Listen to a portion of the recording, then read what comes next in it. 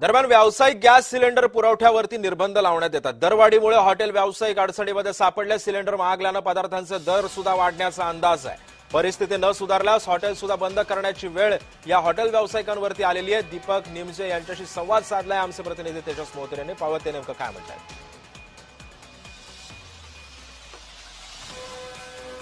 युद्धजन्य परिस्थितीमुळे इंधनावर येणारे निर्बंध आणि एकीकडे गॅस सिलेंडर वाढणारे भाव यापुढे जे आहे ते हतबल जे आहे ते हॉटेल व्यावसायिक झाल्याचे चित्र सध्याच्या घडीला उपराजधानीत पाहायला मिळत आहे। एकूणच जर बघितलं असेल तर मी सध्याच्या घडीला जगदीश सावजी भोजनालय आहे या ठिकाणी आहे। प्रसिद्ध हा एकूणच जे आहे ते भोजनालय आणि या परिस्थिती सध्या जे बघितलं असेल तर एकूणच जे आहे ते मनस्ताप सहन जे आहे ते संपूर्ण व्यावसायिकांना करावं लागतं। आपल्यासोबत दीपक निमजे जे आहेत ते व्यवसाय संचालक आहेत। काय सांगाल ज्या पद्धतीनं इंधनाचे वाढलेले दर आहेत त्यावर आपली काय प्रतिक्रिया आहे?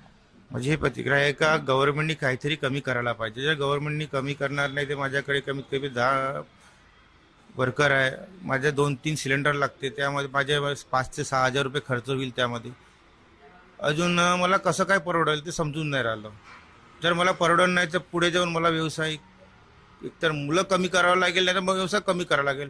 नाहीतर एक तर पर्याय राहील तर पुन्हा तेच माझ्याकडे जे आधी चुली होत्या त्याची चुली तयार करावी लागेल।